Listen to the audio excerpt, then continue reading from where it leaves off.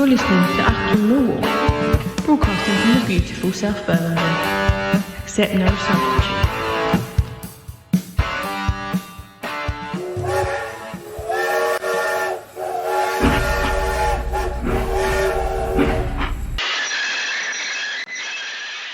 The Rowlett train just about rumbles on, dear listeners. Joining me on the show this week with his student rail card, European student rail card, is the man himself, Mr. Ryan Loftus. Good afternoon, Nick. Yeah, just about rumbles on, doesn't it? I think there's been some delays on the line, potentially caused due to snow, but yeah, still just about on schedule.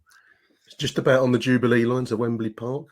Also here, very much not clutching his ticket with his car keys in his hand, because that's the way he rolls, is Mr. Harry Warren. Welcome back to the show, H. I haven't seen you for a little while. No, we haven't seen me. I've been on the island of Sodor, learning about these trains that seem to be rumbling on, and we have definitely got the Rail Express. Hurry, hurry, hurry. We're fully on board the train now. I think the wrong kind of leaves have fallen on the line. I mean, we're speaking in the aftermath of Blackburn Rovers 0, Millwall 0 last night in the Championship. Opinion, boys, seems to be split online, and I'm intrigued by this because there seems to be two schools of thought. One is that was a poor performance with no shots on goal, and the other is, in general terms, that was a magnificent performance with no shots on goal, backs to the wall kind of stuff. And I suppose much seems to depend on whether you made the 400-mile round trip to Blackburn or whether you watched it on your TV screen like I did. I personally err on the side of it being a fighting show at one of the leading clubs in the division, and a magnificent defensive performance, albeit with some, we rode our luck on a couple of occasions in the game. How did you see last night's game, Ryan? Yeah, I think, half of the pitch was magnificent and half wasn't. So it was a point you will take. I think with opinion being split, I think everyone has come down on the side of, look, it's a good point away from home. We'll take that and we'll move on. We're still unbeaten. I went into it thinking, the main thing for this for Millwall is coming out unbeaten still. Not necessarily 6 wins in a row would be fantastic. Very hard to sustain, especially with our small squad. You could just tell from kickoff, the players just looked knackered. And I think the defence were very, very good at keeping them out. Obviously rode our luck a lot. I think there was probably a number of times when, another day we lose that game 3-0. The midfield was poor getting the ball forward. The defence was poor getting the ball forward. Everyone seemed to just be panicked from the first minute.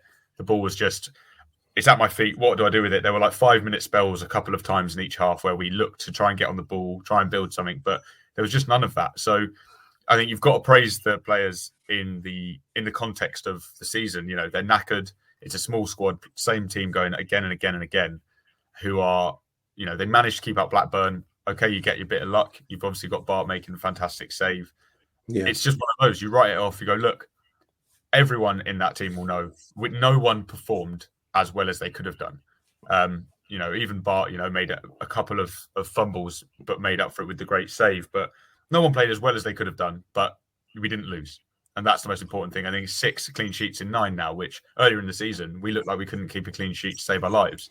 And you always take the positives. And like you say, playing 4th in the league, regardless of whether or not they're out of form, take the point and move on to Saturday. I agree with that. I mean, Harry, we were just saying off air, mate, weren't we, about how it's really coming down to the result rather than the performance at this stage of the season. I don't know if you saw the game last night, but it was, as I've said, I felt it was a fighting Millwall performance, albeit with flaws. And I think that can be traced back to the injury list. I mean, it made me laugh just as I went to click on the iFollow stream last night. There's an article with a list of all the injured players. I'd completely forgotten that Ollie Burke and Luke Friedman are part of our squad roster. Who are they? Oh, of course, it's those those players that are now injured. So we are working with a very, very thin squad there, H. How did you see last night's result, mate? I mean, I didn't manage to see the game. I was at work, unfortunately. But I'd sort of become a bit apathetic towards Millwall earlier on in the season, which come across on these pods, in the sense that I'd sort of written the season off and it was done and it was bland and it was a hard watch and it was a hard sell to actually want to go. And now sort of 5 wins is ridiculous what form does. Now you're sitting here and you're going, it feels like a run. I must consume all what's going on, and was kicking every ball, sort of refreshing Twitter every 3 seconds whilst at work, and you change, and it feels very run like. It feels very first season back in the Championship wise, that this is building to a crescendo with massive games at the Den. And it feels like it's coming. All the team need to do is sort of get through the next 5 games, and presumably, according to the injury list and the original reports, you might get Leonard back, you might get Ojo back, you might get Bradshaw back, you might get Burke back. That's 4. That's a lot of players to suddenly come back. That's a lot of different ways of playing, a lot of options that will allow Bury to come out. Bradshaw was in the form of his career. These are all positives. You've just got to get through. And the problem is as well, is these 5 games are against teams that, we need to take points off. Middlesbrough, Huddersfield, Luton are all teams fighting for the same thing we are, of getting that magical 6th spot. But all in all, I think you take last night as an individual thing. You go to 4th in the league on a Tuesday night. You go from taking, I don't know how many were going to go up there for the Saturday game, no doubt probably more than 400, and you get out there with a point, out playing very well, you'll take it all day. And hopefully Saturday, if you were going to get 4 points out of Middlesbrough and Blackburn, you'd take the point at Blackburn and win at home all day, wouldn't you? So, if that's what we're going, I think we can still just about afford to win at home, draw away, and probably get into the playoffs. If you go unbeaten between now and the end of the season, massive ask, of course, but you'll be in the playoffs if you win at home and draw away, because we're there now. You are in a mini league of, what is it, probably between 4th, 5th, and probably 12th, that could still probably get in the playoffs about there, maybe even looking more. at the table. Yeah, I agree. Yeah. So you're in this sort of mini league, and everything that's come before is before and past, and that's what it is. The squad is what it is. But at the end of the day, we are at our best when we are in situations like this as a fan base. And on Saturday, I expect it to be biblical. I would like it to be biblical. I want it to be biblical on a change for a Tuesday night. You know exactly what I'm saying. I can't incite things, and I want us to be there till the end. I'd like us to sneak into 6th and be able to have a Den moment in the playoffs in the Championship rather than just in League One. And it's there, and it is a magnificent achievement by Gary Rowett, the much maligned Gary Rowett by myself. And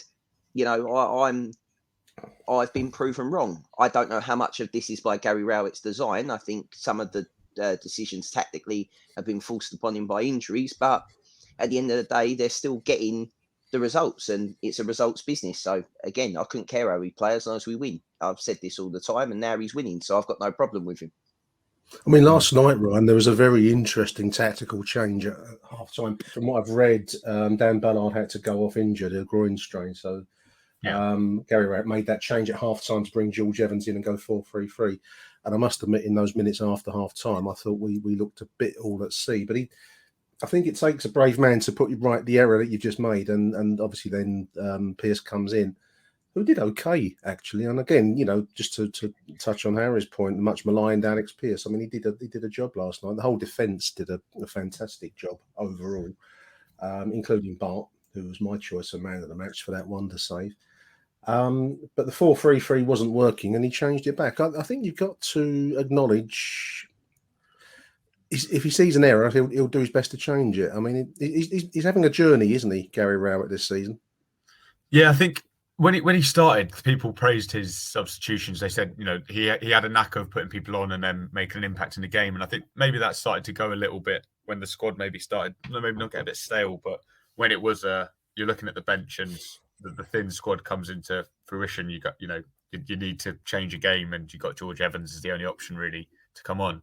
I think I thought it would be an injury to Ballard. I was hoping that maybe they were just like managing his minutes to an extent, and hopefully he's not back out, because that would be, not a massive problem in terms of if it's just a short one and a bit of a hiccup on his road to recovery, but not necessarily ideal. So look, I think the first half was really poor. Millwall were very, very lucky to still be at 0-0.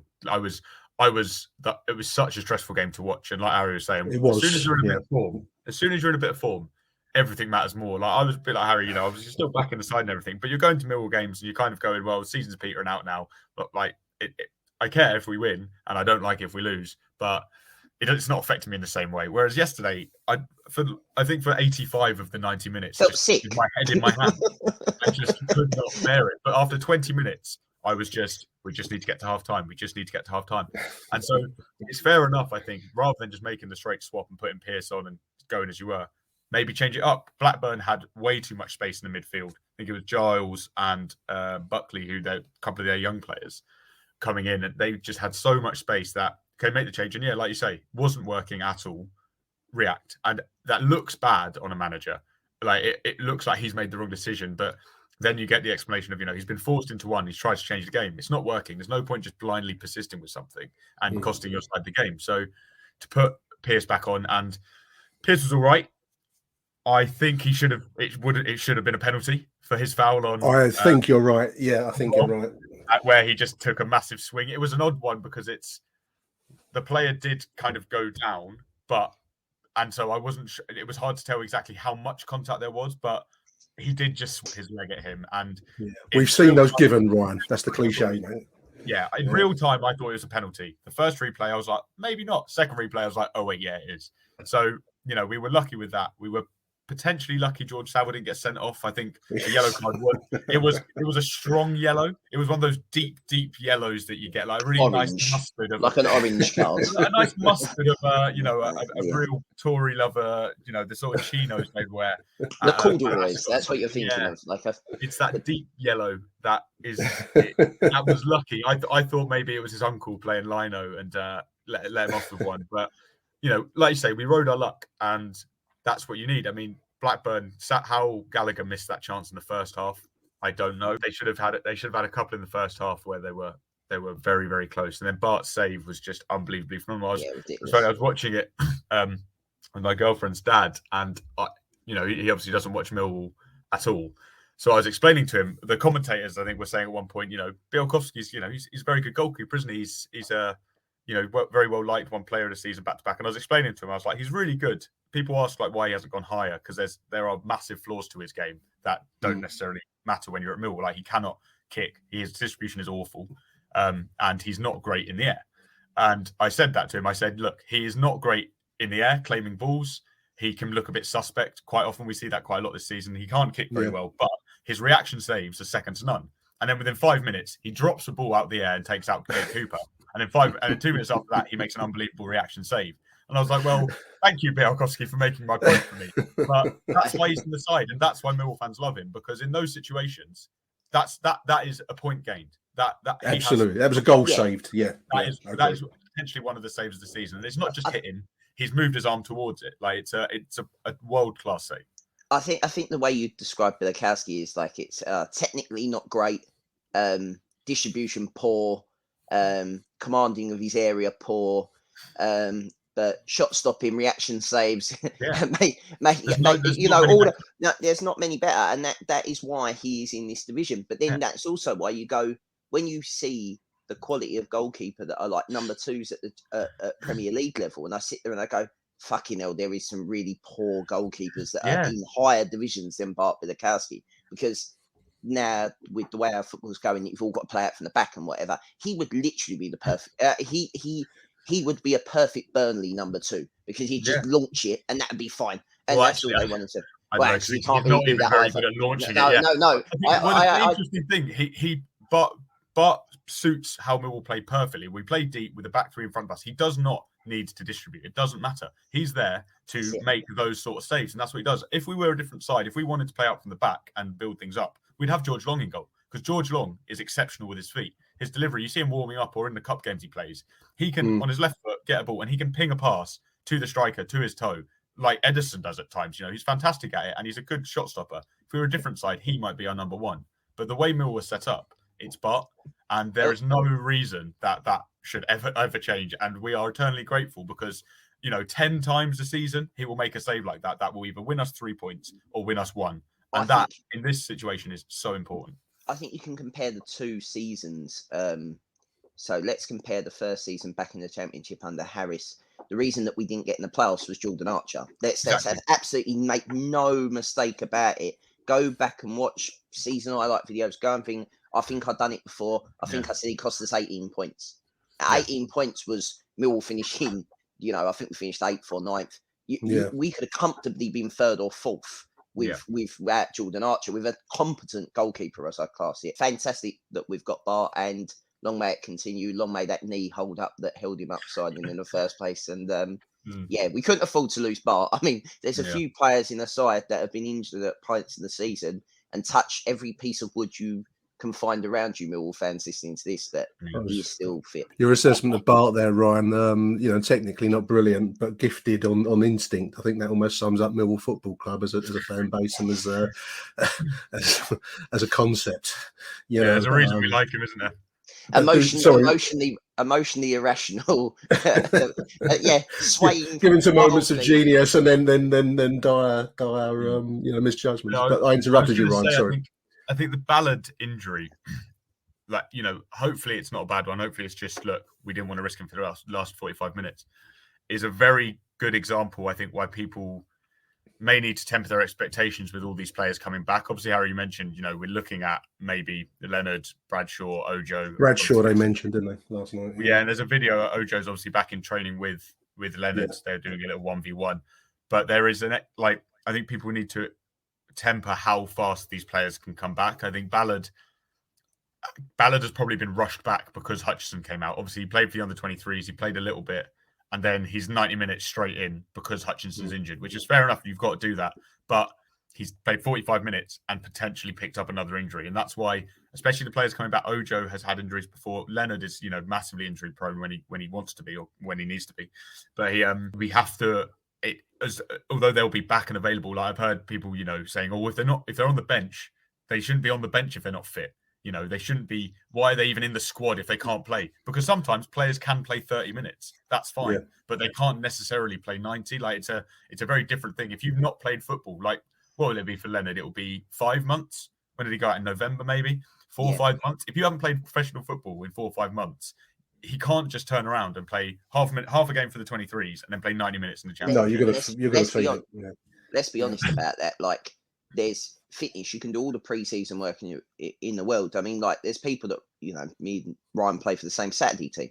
There's people that go and run 10Ks in ridiculous times. They don't play for 3 months. They come back, ease themselves back in, and they're blowing after half hour because it's not the same. It's a lot more high intensity sprint work. The amount of, it's different. I know it sounds ridiculous, but it's different type of running. It's just it's completely different. Also, you've got to bring into this not just the fitness aspect. You've got to bring into it in terms of form. Is that all right? Bradshaw was in the form of his career. Leonard was growing again. Leonard seems to do this every time he looks like he's about to be Millwall's best midfielder. He gets fucking injured. He can't. And I feel so sorry for him because I genuinely believe that he is a fantastic football player for us. He's different. He's a different type of midfielder. He's a very box to box type player with a with a good engine on him. But unfortunately, his ankles are made of chocolate. And I think last season he was probably on for player of the season if he didn't get injured and missed the last 3 months of the season. I think he was playing that good. But like you say, I think his ankle and his hamstring just let him down repeatedly. I want to touch on the front line, boys, if I can. I'm going to put Jed Wallace to one side because he exists in his own category, his own world, and there's not for criticism from mere mortals like us making this show. He lives in his own fridge, doesn't he? Like, remember when Top Gear used to do the Cornwall? They had a DB9 fridge. We've got the Jed Wallace fridge. We just leave him in a separate place. We don't speak his name out loud even, but there he is. So he's obviously one element of the front three. Bit of a debate on our group, also online about Benicophobe and the service he got, or the lack of service, I suppose, last night would be one way to put it. But also the fact that there's a view that the ball doesn't stick when it goes forwards with Benic. And last night I thought it was particularly apparent, Ryan, that we were constantly Blackburn were constantly coming back with the ball at us. We weren't able to sustain any possession at any period of time. and we got lucky and we didn't crack last night. But that won't go for every single game. I mean, are you a fan of Bennix, or how do you see him? He's here on loan for the season? Is he a renew for next year for you, or how do you see him? Yeah, we were having this chat a little bit earlier today, weren't we? For me, I wouldn't take him back. Not to say, I know Mike Hayden obviously said in our group he'd probably be keeping him around and have him as a squad player because he can do it, and he obviously is a good striker and has been in the past. But I think maybe this game as well, like we mentioned with the fitness, he's probably just not fully fit. Doing all of that hard work off the ball takes a toll, but that ball not sticking to him is a massive issue, especially when we're playing kind of counter-attack without the ball quite a lot of the time. You do need, and that's not to say you need Matt Smith up, because the ball doesn't stick to him either. It bounces off of him when you can get it within 2 yards of him. But Mason Bennett, for example, I know people said, he was so much better when he came on, but he is coming on against a tired team. But he's been in great form. But Mason Bennett and even Tom Bradshaw to an extent are good at, even though they're smaller players, holding up the ball, challenging for balls. Like Bennett is just, his work rate has been excellent, and he has suffered from a lack of service. And this is why I always hesitate when people will always go, we just need a 20-goal-a-season striker. That's all we need. It's like, not really. We need a 15-assist player. And we need they grow on trees. Yeah. Exactly. But also, it's we can have Cristiano Ronaldo in our team, but if no one ever gets him the ball near the box, he's never going to score. So that has been a problem for Afobe, which isn't necessarily his fault. But he's missed chances this season. His touch, there's that great, I can't remember which game it was where he had a particularly poor game, but the video picture that went around on Twitter of him with the Timberland boots, at times it does look like he's playing in Timberlands when he's trying to control the ball. So it doesn't stick to him. I think, Gary Rowett said in January, and potentially looking forward, we're looking at young and up-and-coming strikers, wherever they may be. Done, mate. You've got the tagline. Doesn't quite...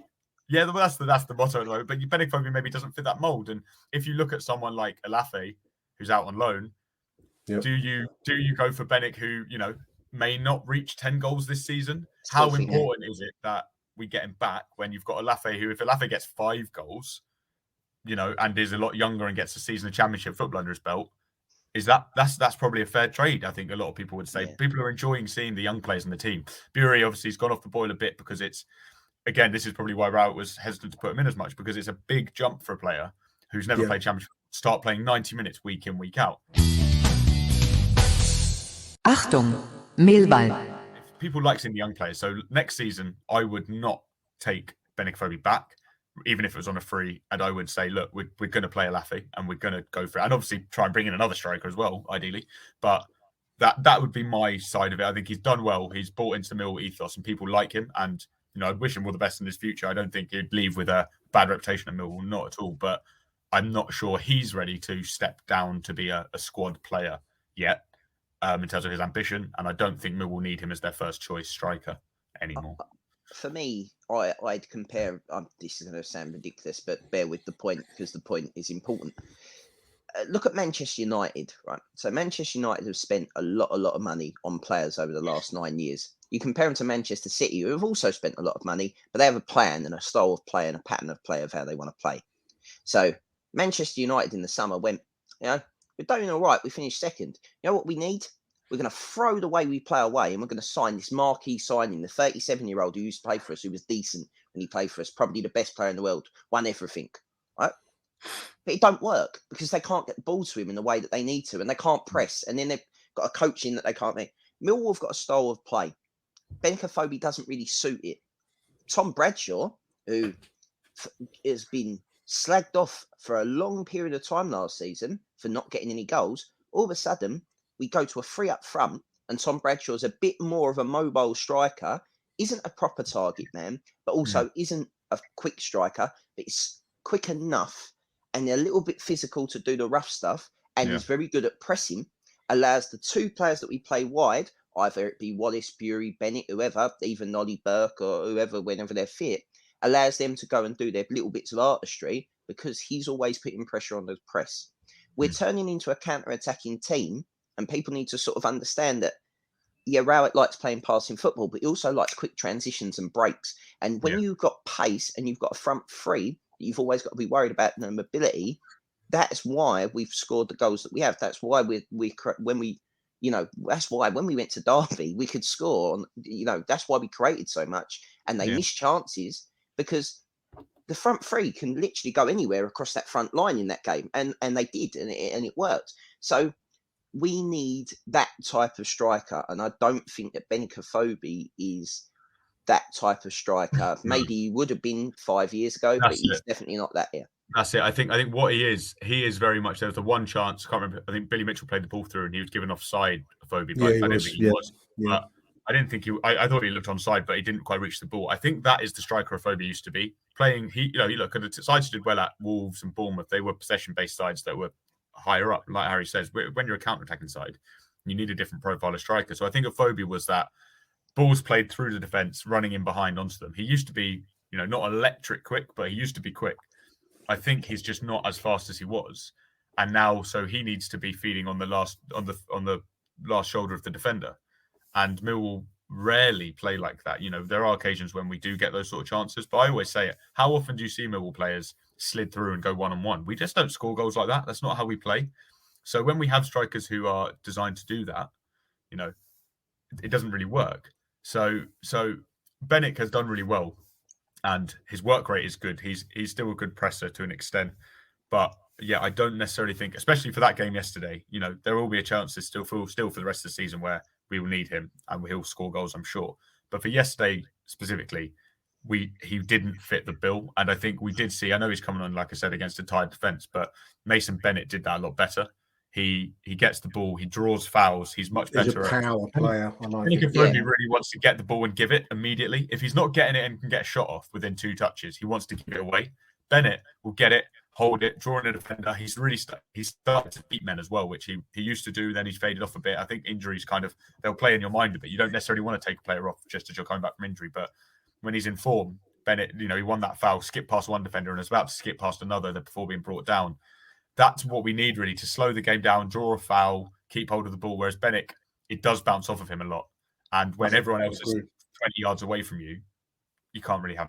I feel like the front three have chemistry when it's Bennett, Bury and Wallace. I feel like you can naturally see. I genuinely think that they enjoy playing together as well. I think they know what the other person's strength in their game is. Obviously, Jed's Jed, but I think Bury and Bennett are, and I like what Jed says about sort of the two of them. You can always, so Jed's very, like, let's not get it wrong.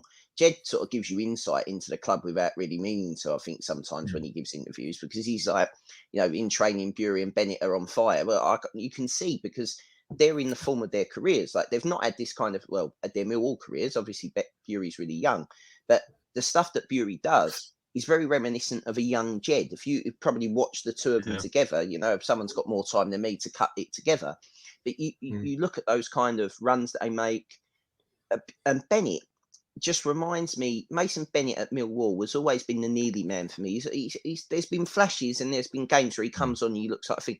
But I think a big thing for Mason Bennett is the longer he stayed fit this season, I know he was out for a couple of games, but that's a short injury. That's almost like a little strain. That's nothing. Whereas Bennett normally gets, tears a quad 4 months. It's never like, he's picked up a knock. It's 2 weeks or whatever, or shin splints or something like that. So to keep him fit, I also understand why they've only given him half an hour. And if we can only do that and we've got to nurse him back, that's fine. Because in that half an hour, in the form that he's in at the moment, he will create you something. It just feels, as I keep saying, it's so positive to have suddenly found this kind of style. And I really hope we stick with it, because I know last night we didn't have a shot on goal, but I think that's just purely because we're fucked. I think we just literally are knackered. The Saturday, Tuesday this week was not the Saturday, Tuesday we wanted. I really. agree. I think we could have done with a Saturday week this week, and then had the Saturday, Tuesday next week. That's just how the cookies. Well, we've got that next week as well, don't we? The pace don't stop, boys, does it? I mean, just looking at the fixtures for next week, we've got a huge 7 days, really, beginning with Middlesbrough at home on Saturday at the Den. Who got stuffed last? Was it 4-1 they got stuffed? 4-1. Sheffield United, I think. As well, I saw the highlights earlier on. Two of the goals were from set pieces. They played deep crosses, just headed it back across goal, and they fucking all stood there and just watched them score. Very well. So massive. Yeah. Jake massive Cooper. Opportunity Saturday, chaps, and then again midweek Wednesday night we've got Huddersfield, and then we go away to Stoke on Saturday 19th. I mean, I think, as we said a few times, I don't want to labour the point, but just to be interested in the season this far into March, when it looked pretty dead and buried not that long ago. We'd lost that. Was it 4 on a spin in January? No, I think we were just saying back the season out. So hats off to the squad for keeping the interest levels going. If we can get a result on Saturday, anything's still possible. I mean, it's a huge ask. I still think it's a huge ask because the squad is just starting to look a little bit ragged at times. I thought Bury looked a little bit lightweight at Reading on Saturday, and last night he looked a little bit light. And he's still a young kid, so he's got a lot to learn about the game. And I like him. I like him a lot. But it's just Mahoney is clearly destined to go at the end of the season if he's not getting into this squad. Into this team. I thought he might start him last night purely because I thought Tyler looked a bit leggy Saturday, but no, he clearly don't fancy him. And otherwise, Zach Lovelace on the bench, Hayden Wallace, we've got kids, and that will be the thing I think that will do for us. But we might as well dream whilst we can because it's enjoyable, and I think that's the entertainment factor, Harry, isn't it? Yeah, I think it's important what we do Saturday. I know that sounds silly, and I know that fans always think that they've got more of a role to play, but we know that the Den this season at times has been, flat and not very, not really with it. But this is a time for us because if you're saying that the players are coming out and they're tired, we've all been there where we give them 5% and they raise themselves 5%. They react to us, and we can beat teams by creating the noise, by being ourselves, and we need to do that in these next 2 games, because if we win those 2 games, make no doubt about it, all this talk about Forest are the form team and everyone else who haven't really, let's be honest, no one's really mentioned us. And I like that, don't get me wrong, but you win these next 2 games, they won't have a fucking choice because you'll be 6th. You'll be 6th or 7th. And I kind of don't want us to peak too soon. You know what I mean? You don't want to get there. No. But if we manage to get back-to-back results, I mean, the thing is, if you take 7, I don't care how we do. In our next 3 games, if we get 7 points, as I said to Nick before we started, you get 7 points there. It's yours. It's yours to lose from that point because you would have beaten Huddersfield and Middlesbrough. So you possibly could kill off Middlesbrough because they're not in a great run either. Back-to-back defeats will be bad at this time of the season. You'd have Huddersfield. You'd have Huddersfield in front of you. Huddersfield are a good side, but I remember we played them there, and was it a draw or did we get beat by the odd goal? And it was a bit 0-0, wasn't it? Wasn't one of the worst games. 0-0. Yeah, I can't remember. I thought it was awful. It was there. I can hardly remember it. It was early doors in the season as well. Didn't it piss down with rain? I seem to remember that it was awful.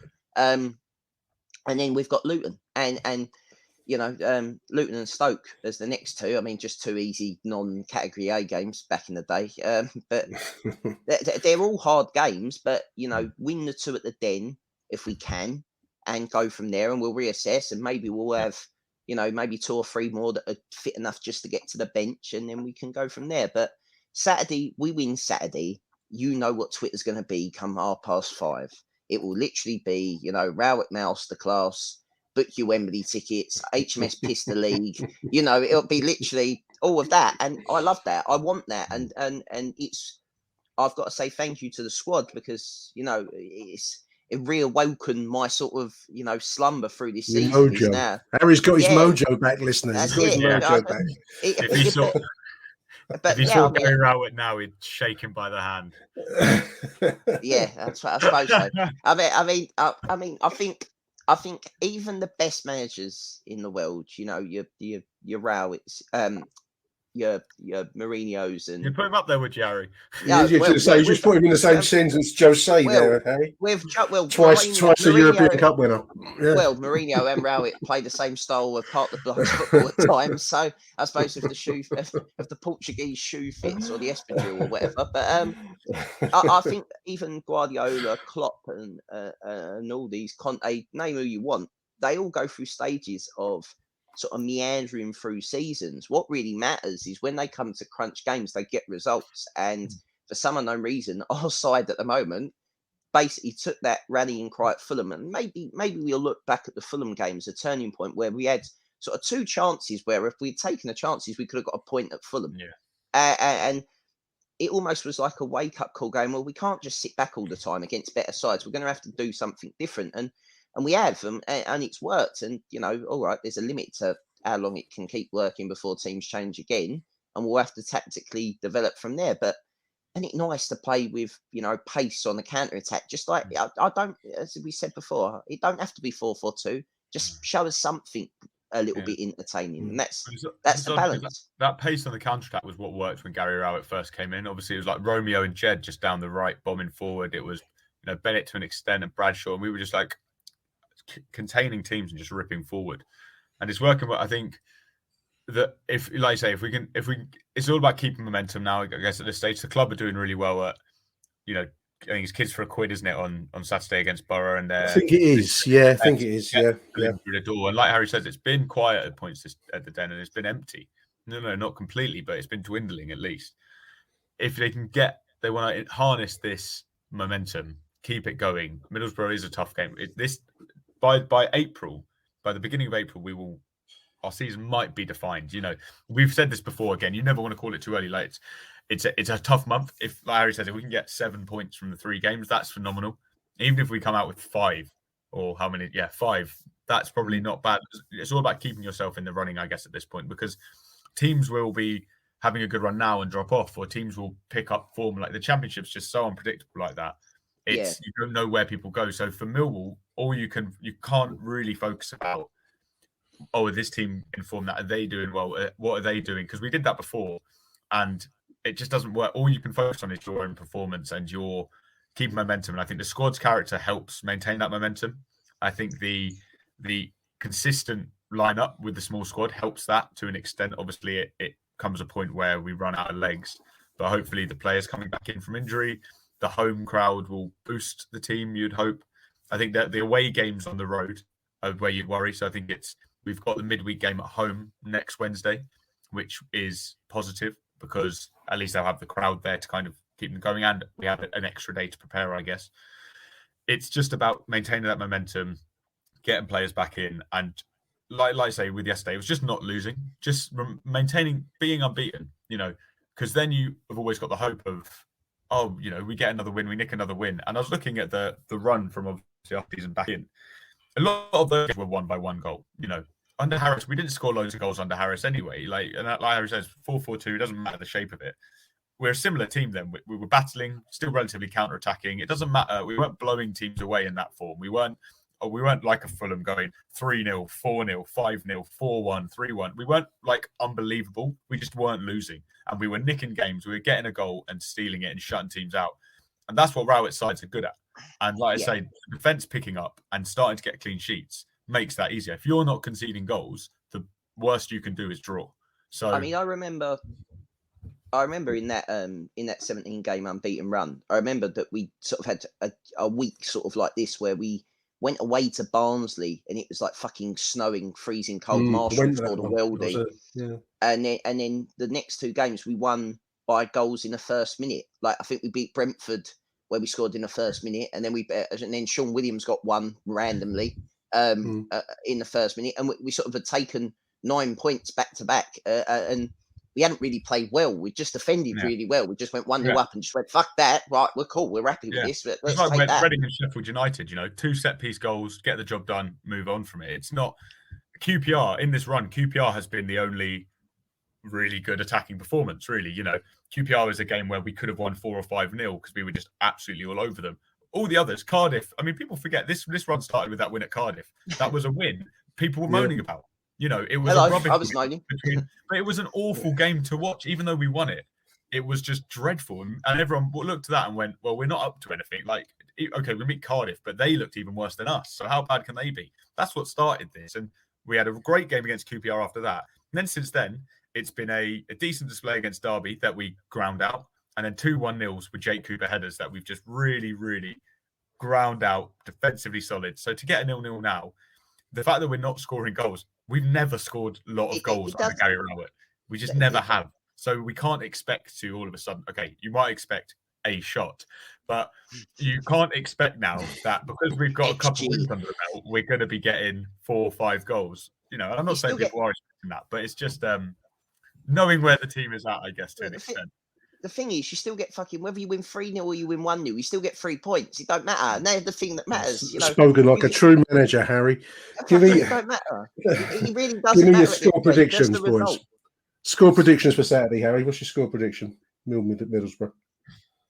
I reckon it's going to be a nervy affair, and I reckon we're going to win 1-0, and I reckon Jake Cooper's going to score. Jake Cooper. Ryan? I'm going to go for 2-0. I'm going to go for 2-0, and I think Bennett's going to come in for Bury, and he's going to have a solid game. I reckon there'll be a set-piece goal, whether it's Cooper or Ballard, and Bennett to maybe wrap one up at the end. Can I ask a quick question on Alex Pearce? Go on, So I don't know him. Obviously, in the sense that, say, Ballard isn't fit, do you play Pearce, or do you move Murray Wallace to centre-back and risk playing Murray Wallace as a centre-back rather than Alex Pearce? Because we know if Middlesbrough are running behind, we are absolutely fucked, because poor Alex Pearce is like your mini Metro in the outside lane being overtaken by a Ferrari. But Murray Wallace is playing centre-back at the moment. No. Would you drop one of the centre backs? Would you go to a 4 and pack them midfield? I'd stick with the back 3 because Middlesbrough is Chris Wilder, so they'll definitely play 5 at the back. So I would put Pearce in. Like they won't. Annoyingly with that, you've got then Cooper or Murray Wallace on the right, which is a slight problem. But I think slight problem. The most left-footed centre back partnership ever. You know, does he put George Evans in at centre back? Because that's what George did when he first came in. That was where he was a centre back. Okay, I'd prefer you put George Evans in on the right of a back 3 if Ballard's out.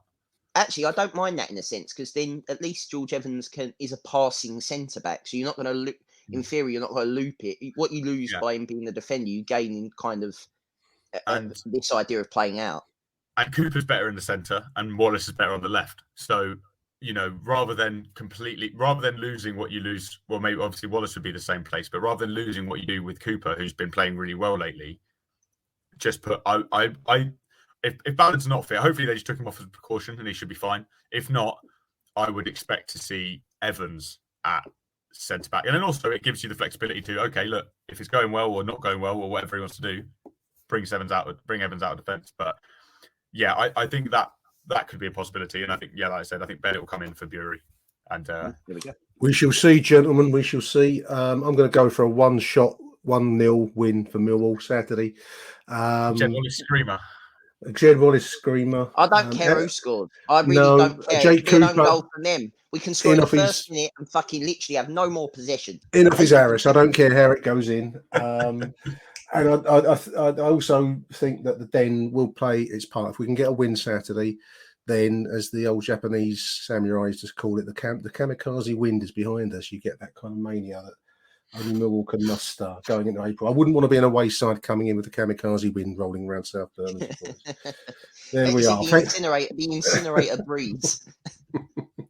Huge thank you for taking time out, Ryan Loftus and Harry Warren. Thank you, chaps. Cheers, no problem, mate. And thank you to you too, dear listeners, for tuning in. We're going to play out one or two of the voicemail messages.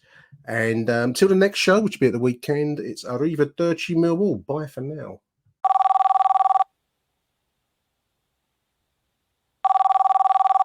Hello, Nick. Barry Moon here again. Just saying, what a magnificent run we've had. Congratulations to Gary Wright and the boys. I think they've been absolutely great. And I think, he must have a wonderful atmosphere down there with all that lot. And we've unearthed a little gem inside of Bury. But already all the Brentford are looking at him. So, nothing short but praise for him. And I hope he wins Manager of the Month because he deserves it. All right, all the best, Nick. Thanks a lot. Bye. Hi, Nick. It's Tony Martin here. Long time listening to your podcast, but first time caller. There's been a lot of chat this season about whether you'll row it in or row it out. And I've got to confess, I've been on the outside of the debate for quite some time because I just felt someone else could get more out of this team. However, I've got to say, based on current performances, I was wrong. I don't know what's changed. Something has clearly galvanised this group of players, and Rowett's got to take enormous credit for that. I do think the injuries might mean the playoffs are a stretch for us, but to still be in the shout in the current circumstances is pretty remarkable. Anyway, thanks for the great work you and everyone does in putting this podcast together. I'm off to microwave my humble pie. Cheers, mate. Take care. Thanks. Mike Hayden here. Cool. That was a bloody tense one to watch. Excellent result in the end. A performance that I think we can be very proud of. We've got a Millwall side here, and that's what I'm most proud of during this run of games when we're up against it with all of these injuries, the character and commitment that this team is showing. But also, I've got to give so much credit to Gary Rowett. I think the way that we're playing at the moment, he's really sorted out kind of the back line, sort of with that resoluteness from the midfield and defence. But also, you know, we don't look too bad going forward either. I know that's quite a strange thing to say when we didn't actually have a shot on target tonight. However, yeah, we did get in some quite good areas, and I suppose I'm not complaining about that too much, because you look at everything after this fantastic winning streak that we've been on, to then go to a side in the top six and sort of keep them out and draw 0-0, and you take that all day. A tough Tuesday night game heading up north for this rearranged fixture. I think Blackburn did have some good chances, but we kept them out. I mean, Bart pulled off just a magnificent save in the second half from point blank range. I just don't know how he kept that one out. Not sure why Ballard went off at half time. Maybe he picked up another knock. You're always a bit worried when you see Piercy jogging on. And he had a little niggle at someone in the box, which on another day could have been a penalty, to be honest. But it would have been soft. But, you know, we got away with that one, and, you know, we got a bit, luck was on our side there. You know, although we didn't have a shot tonight, they always push quite a lot of men forward, Blackburn. I remember watching the game last season, which they did exactly the same. You know, they did that tonight. So that does open up a bit of room. And, you know, there were at times where we sort of broke forward and a nice passing, but we just didn't have that kind of cutting edge ball to sort of split them apart and create a couple of chances. So ends up 0-0. But yeah, you got to be pleased with that. It was a real tense watch. But, you know, this Lions side are showing us some fantastic resilience, and, you know, just so proud of that performance tonight, because it's one where you dig in and players are playing for the shirt, and that's all we ask, is 100% commitment and effort, and we are getting that at the moment. So credit to the side, credit to Rowett. On to Middlesbrough on Saturday.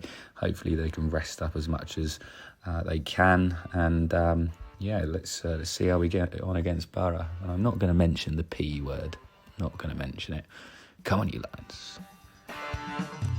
Thank you for listening to Achtung Millwall. If you enjoyed the show, please head over to Apple Podcasts and leave us a cheeky little review. Arrivederci Millwall. Till next time. Who do you want to watch?